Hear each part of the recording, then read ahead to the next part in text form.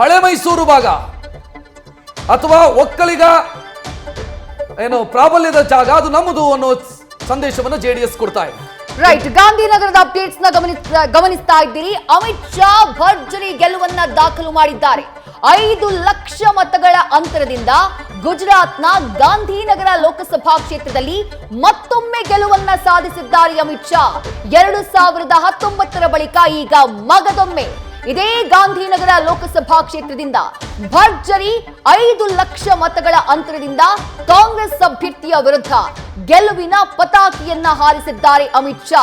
ಒಂದ್ ಕಡೆ ಉತ್ತರ ಪ್ರದೇಶದ ವಾರಣಾಸಿಯಲ್ಲಿ ಪ್ರಧಾನಿ ನರೇಂದ್ರ ಮೋದಿ ಮುನ್ನಡೆಯನ್ನ ಕಾಯ್ದುಕೊಂಡಿದ್ದಾರೆ ಅನ್ನುವಂತಹ ಅಪ್ಡೇಟ್ ಲಭ್ಯವಾಗ್ತಾ ಇದೆ. 72,000 ಮತಗಳ ಅಂತರದಿಂದ ಮೋದಿ ಲೀಡಿಂಗ್ ನಲ್ಲಿದ್ದಾರೆ. ವಿಪರ್ಯಾಸ ಅಂತ ಅನ್ಸುತ್ತೆ, ಯಾಕಂದ್ರೆ ಕಳೆದ ಬಾರಿ ಲೋಕಸಭಾ ಚುನಾವಣೆಯಲ್ಲಿ ಭರ್ಜರಿ 4,79,000 ಮತಗಳ ಅಂತರದಿಂದ ಗೆಲುವನ್ನ ದಾಖಲು ಮಾಡಿದ್ರು ಇದೇ ವಾರಣಾಸಿ ಲೋಕಸಭಾ ಕ್ಷೇತ್ರದಲ್ಲಿ ಪ್ರಧಾನಿ ನರೇಂದ್ರ ಮೋದಿ. 63% ಮತಗಳನ್ನ ಪಡ್ಕೊಂಡಿದ್ರು.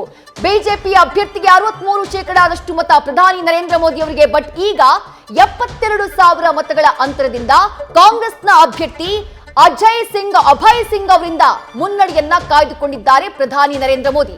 ಹಿನ್ನಡೆಯಲ್ಲಿದ್ದು ಬಟ್ 72,000 ಮತಗಳ ಅಂತರದಿಂದ ಈಗ ಮುನ್ನಡೆಯತ್ತ ದಾಪುಗಾಲನ್ನ ಇಡ್ತಿದ್ದಾರೆ. ಆಂಧ್ರ ಪ್ರದೇಶದ ಸಂದೇಶ ಕ್ಲಿಯರ್ ಆಗಿದೆ. ಆಂಧ್ರ ಪ್ರದೇಶವನ್ನ ಮುಂದಿನ 5 ವರ್ಷಗಳ ಕಾಲ ಯಾರು ಆಳ್ತಾರೆ ಅನ್ನೋ ಪ್ರಶ್ನೆಗೆ ಉತ್ತರ ಚಂದ್ರಬಾಬು ನಾಯ್ಡು. 175 ವಿಧಾನಸಭಾ ಕ್ಷೇತ್ರಗಳನ್ನು ಹೊಂದಿರುವಂತಹ ಆಂಧ್ರ ಪ್ರದೇಶದಲ್ಲಿ ವೈಎಸ್ಆರ್ ಕಾಂಗ್ರೆಸ್ನ ಆಡಳಿತ ಇತ್ತು. ಆದ್ರೆ ಈಗ ವೈಎಸ್ಆರ್ ಕಾಂಗ್ರೆಸ್ ಧೂಳಿಪಟ ಆಗಿದೆ.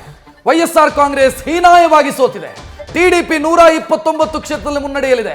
ಬಿಜೆಪಿ 6ರಲ್ಲಿ, ಮತ್ತೊಂದು ಜನಸೇನಾ. ಈ 3 ಪಕ್ಷಗಳು ಸೇರಿದ್ರೆ ಸೊ ಇಲ್ಲಿ ಅದರ್ಸ್ ಅಲ್ಲಿ ಆ ಪಟ್ಟಿಯಲ್ಲಿ ಜನಸೇನಾ ಇದೆ. ಸೊ ಅಲ್ಲಿಗೆ ನಿಮಗೆ ಟಿಡಿಪಿ, ಬಿಜೆಪಿ, ಜನಸೇನಾ ಸೇರಿದ್ರೆ 2/3 ಹತ್ರ ಬರ್ತಾರೆ ಇವರು. ಸೊ ಅಲ್ಲಿಗೆ ಪ್ರಚಂಡ ಬಹುಮತವನ್ನು ಪಡ್ಕೊಳ್ತಾ ಇದೆ ಎನ್ಡಿಎ ಮೈತ್ರಿಕೂಟ. ಆಂಧ್ರ ಪ್ರದೇಶದಲ್ಲಿ ಚಂದ್ರಬಾಬು ನಾಯ್ಡು ಅನುಭವಿಸಿದಂತ ನಿರಂತರ ಅವಮಾನಗಳಿಗೆ ಇವತ್ತು ಎಲೆಕ್ಷನ್ ಮುಖಾಂತರ ಉತ್ತರವನ್ನು ಚಂದ್ರಬಾಬು ನಾಯ್ಡು ಕೊಡ್ತಾ ಇದ್ದಾರೆ. ಇಬ್ಬರ ಮಧ್ಯೆ ನಡೀತಾ ಇದ್ದಂತ ದೊಡ್ಡ ಮಟ್ಟದ ಜಟಾಪಟಿಗೆ ಇವತ್ತು ಉತ್ತರ ಸಿಕ್ಕಿದೆ.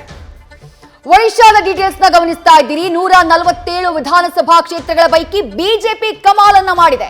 72 ವಿಧಾನಸಭಾ ಕ್ಷೇತ್ರಗಳಲ್ಲಿ ಮುನ್ನಡೆಯನ್ನ ಕಾಯ್ದುಕೊಂಡಿದೆ. 15ರಲ್ಲಿ ಕಾಂಗ್ರೆಸ್ನ ಅಭ್ಯರ್ಥಿಗಳು ಮುನ್ನಡೆಯನ್ನ ಕಾಯ್ದುಕೊಂಡಿದ್ದಾರೆ. 3ರಲ್ಲಿ ಇತರರು ಮುನ್ನಡೆಯನ್ನ ಕಾಯ್ದುಕೊಂಡಿದ್ದಾರೆ.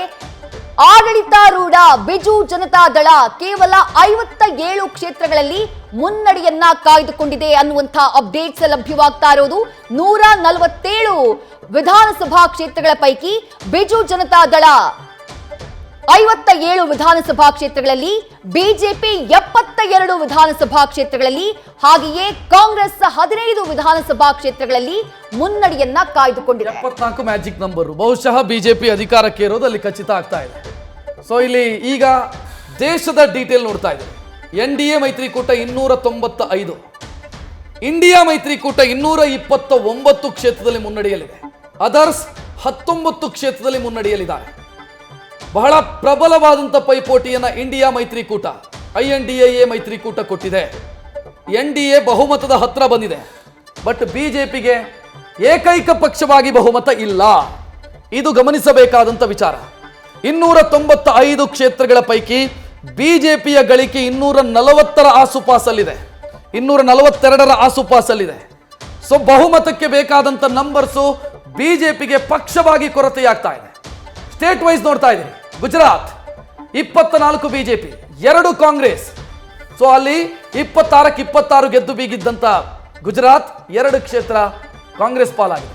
ಹರಿಯಾಣದಲ್ಲಿ ಬಿಜೆಪಿ 4, ಕಾಂಗ್ರೆಸ್ 6 ಮುನ್ನಡೆಯಲ್ಲಿರುವಂತಹ ಕ್ಷೇತ್ರಗಳು. ಹರಿಯಾಣ ಬಿಜೆಪಿಗೆ ಹೊಡೆತ ಕೊಟ್ಟಿದೆ. ಹಿಮಾಚಲ ಪ್ರದೇಶದಲ್ಲಿ ಯಾವುದೇ ಚೇಂಜಸ್ ಆಗಿಲ್ಲ.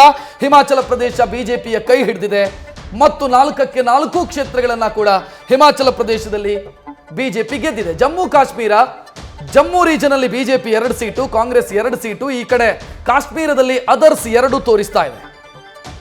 ನೆಕ್ಸ್ಟ್ ಇನ್ನು ಕೇರಳ, NDA ಮೈತ್ರಿಕೂಟ 2, UDF 16. UDF ಅಂತಂದ್ರೆ ಕಾಂಗ್ರೆಸ್ ಮತ್ತು ಮುಸ್ಲಿಂ ಲೀಗು. LDF ಅಂದ್ರೆ CPM ಮತ್ತು CPI, ಅವರು 2 ಸೀಟು. ಮಧ್ಯಪ್ರದೇಶದಲ್ಲಿ 29ಕ್ಕೆ 29 ಬಿಜೆಪಿ. ಅಲ್ಲಿ ಯಾವುದೇ ಬದಲಾವಣೆಗಳಾಗಿಲ್ಲ. ಸಂಪೂರ್ಣವಾಗಿ ಬಿಜೆಪಿ ಅಲ್ಲಿ ಕ್ಲೀನ್ ಸ್ವೀಪ್ ಮಾಡಿದೆ. ಮಹಾರಾಷ್ಟ್ರ ಇಂಟ್ರೆಸ್ಟಿಂಗು. ಬಿಜೆಪಿ 13, ಕಾಂಗ್ರೆಸ್ 9, ಶಿವಸೇನೆ ಈ ಬಿಲ್ಲು ಬಾಣ ಯಾವುದು ಅಂತಂದ್ರೆ ಶಿಂದೆ ಬಣ. NCP 1 ಸೀಟ್ ಗೆದ್ದಿದೆ. Odisha BJP 17, Congress 1, BJD 3. ಇಲ್ಲಿ ಆಡಳಿತಾರೂಢ ಬಿಜೆಪಿಯನ್ನ ಸೋಲಿಸಿ ಬಿಜೆಪಿ ಗೆಲುವಿನ ಕಡೆಗೆ ಮುಖ ಮಾಡಿದೆ. ಪಂಜಾಬ್ನಲ್ಲಿ ಬಿಜೆಪಿಯ ಗಳಿಕೆ ಇಲ್ಲ. ಕಾಂಗ್ರೆಸ್ 7, ಶಿರೋಮಣಿ ಅಕಾಲಿದಲ್ 2, ಆಮ್ ಆದ್ಮಿ 3, ಅದರ್ಸ್ 1. ಇನ್ನು ರಾಜಸ್ಥಾನ ಮೇಜರ್ ಹೊಡೆತ ಕೊಟ್ಟಿದೆ ಅಂತ ಅನ್ಸುತ್ತೆ ಬಿಜೆಪಿಗೆ. 14 ಸೀಟು, ಈಗ 24 ಕಳೆದ ಬಾರಿ. 11 ಕಾಂಗ್ರೆಸ್ ಗೆದ್ದಿದೆ. ತಮಿಳುನಾಡಲ್ಲಿ ಬಿಜೆಪಿ 1, ಬಿಜೆಪಿ ಅಂದ್ರೆ ಈ ಪಟ್ಟಾಳಿ ಮಕ್ಕಳ ಕಚ್ಚಿ ಅಂತ ಇದೆ, ಅವರಾಗಿರಬೇಕು ಬಹುಶಃ ಬಿಜೆಪಿಯ ಮಿತ್ರ ಪಕ್ಷ. 1 ಸೀಟು, ಕಾಂಗ್ರೆಸ್ 0, ಡಿಎಂಕೆ 37 ಸೀಟ್ ಗೆದ್ದಿದೆ. ಬಿಜೆಪಿ 37, ಉತ್ತರ ಪ್ರದೇಶ, ಕಾಂಗ್ರೆಸ್ 8, ಸಮಾಜವಾದಿ ಪಕ್ಷ 34. ಪಶ್ಚಿಮ ಬಂಗಾಳ ನೋಡ್ತಾ ಇದ್ದೀರಿ, ಬಿಜೆಪಿ ಕಳೆದ ಬಾರಿ 18 ಗೆದ್ದಂತ ಪಶ್ಚಿಮ ಬಂಗಾಳ 10ಕ್ಕೆ ಸೀಮಿತ ಆಗ್ತಾ ಇದೆ. ಕಾಂಗ್ರೆಸ್ 1, ಟಿಎಂಸಿ 31 ಸೀಟನ್ನ ಗೆಲ್ಲುವ ಕಡೆಗೆ ಮುಖ ಮಾಡಿದೆ. ಛತ್ತೀಸ್ಗಢ 10, 1, 0, 10 ಬಿಜೆಪಿ 1 ಕಾಂಗ್ರೆಸ್. ಛತ್ತೀಸ್ಗಢದಲ್ಲಿ ಬಿಜೆಪಿ ಅಧಿಕಾರದಲ್ಲಿದೆ. ಜಾರ್ಖಂಡ್ ಬಿಜೆಪಿ 9, ಕಾಂಗ್ರೆಸ್ 5. ಬಿಜೆಪಿ ಇಲ್ಲಿ 2 ಸೀಟ್ ಕಳ್ಕೊಂಡಿದೆ. 2019 ಲೆಕ್ಕಾಚಾರ ನೋಡಿದ್ರೆ 2 ಸೀಟ್ ಕಳ್ಕೊಂಡಿದೆ. ಉತ್ತರಾಖಂಡ್ ಯಾವುದೇ ಬದಲಾವಣೆ ಇಲ್ಲ, 5ಕ್ಕೆ 5 ಬಿಜೆಪಿ. 2019ರಲ್ಲಿ 5, ಈಗಲೂ 5, ಯಾವುದೇ ಬದಲಾವಣೆ ಉತ್ತರಾಖಂಡಲ್ಲಿ ಆಗಿಲ್ಲ. ತೆಲಂಗಾಣದಲ್ಲಿ ಕಳೆದ ಬಾರಿ 4, ಈ ಬಾರಿ BJP 7, 3 seat gain. Congress 3 seat, ಈ ಬಾರಿ 8, ಅಂದ್ರೆ 5 ಸೀಟ್ ಗೈನು. BRS 9 ಇದ್ದಿದ್ದು, ಈ ಬಾರಿ 1. ಬಿಜೆಪಿ ದೆಹಲಿಯಲ್ಲಿ 7ಕ್ಕೆ 7, ಯಾವುದೇ ಚೇಂಜಸ್ ಇಲ್ಲ, ಕಳೆದ ಬಾರಿ ಎಷ್ಟೇ ನಂಬರ್.